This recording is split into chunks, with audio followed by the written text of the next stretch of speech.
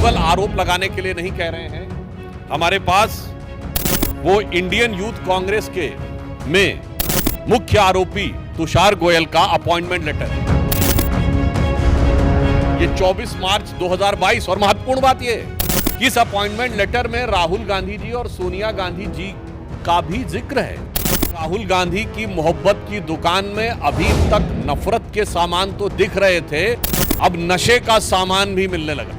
अगर ये RTI cell का चीफ था, इस मुख्य आरोपी जो इतने बड़े, शायद देश में सबसे बड़े ड्रग कंसाइनमेंट का वो पकड़े जाने का मुख्य आरोपी है, उसके साथ क्या संबंध? संबंधों का सिलसिला सिर्फ यहां तक नहीं है। दीपेंद्र हुड्डा जी के साथ इनकी फोटो है। मामला इतना ही नहीं है, अन्य वरिष्ठ नेता कांग्रेस के ऑर्गेनाइजेशन सेक्रेटरी केसी वेणुगोपाल जी के साथ इनकी फोटो है। कई बार पब्लिक डोमेन में कोई भी खिंचा लेता है, मगर एजेंसियों को उसके फोन से दीपेंद्र हुड्डा जी का नंबर भी बरामद हुआ। ये जो पैसा है, क्या ये चुनाव की प्रक्रिया के लिए तो नहीं प्रयोग हो रहा था? 5,600 करोड़ रुपए किस पर्पस से था और कांग्रेस पार्टी से इसका क्या संबंध? पदाधिकारी के ड्रग तस्करी में इन्वॉल्व होने का है, तो क्या इससे पहले अन्य पैसे भी आ चुके हैं? कांग्रेस पार्टी इसका जवाब दे कि किसी प्रकार का कोई अरेंजमेंट तो नहीं है। हम ये साफ पूछना चाहते हैं कि अगर उनकी सरकार यदि आ जाती तो इस प्रकार के ड्रग माफिया को हरियाणा में काम करने के लिए उसी प्रकार की छूट मिलती। तक नफरत के सामान तो दिख रहे थे, अब नशे का सामान भी मिलने लगा है। और यह बात हम आपके समक्ष केवल आरोप लगाने के लिए नहीं कह रहे हैं। हमारे पास वो इंडियन यूथ कांग्रेस के में मुख्य आरोपी तुषार गोयल का अपॉइंटमेंट लेटर है। ये 24 मार्च 2022 और महत्वपूर्ण बात यह है कि इस अपॉइंटमेंट लेटर में राहुल गांधी जी और सोनिया गांधी जी का भी जिक्र है। मैं आपके समक्ष पढ़े दे रहा हूं।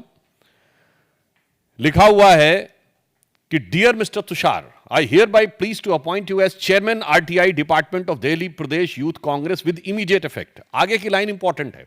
Indian Youth Congress is confident that you will devote yourself time and energy further strengthening the organization with as the Congress party under the able and dynamic leadership of Sri Rahul Gandhi ji, Srimati Sonia Gandhi ji, Sri Krishna Allavar ji, in charge Indian Youth Congress, and Sri Srinivas BV, the president.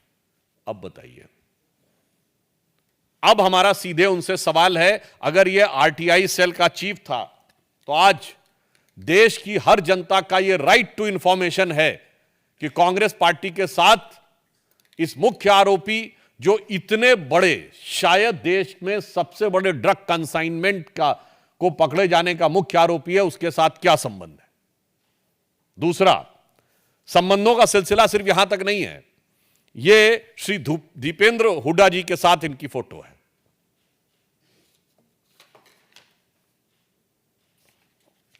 मामला इतना ही नहीं है, अन्य वरिष्ठ नेता कांग्रेस के organisation secretary केसी वेणुगोपाल जी के साथ इनकी फोटो है।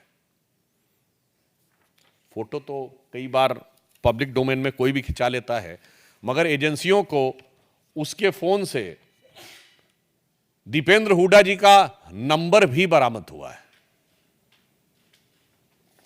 अब इसके बाद बहुत साफ हमारा मानना है कि this is a right to information of every citizen of the country and Haryana कि कांग्रेस का इससे क्या कनेक्शन है।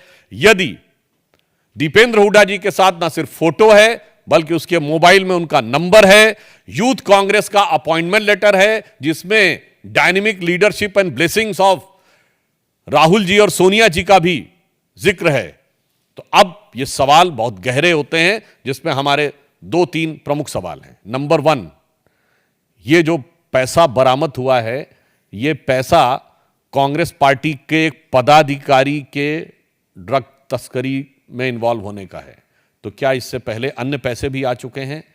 कांग्रेस पार्टी इसका जवाब दे। ये शक पैदा होता है।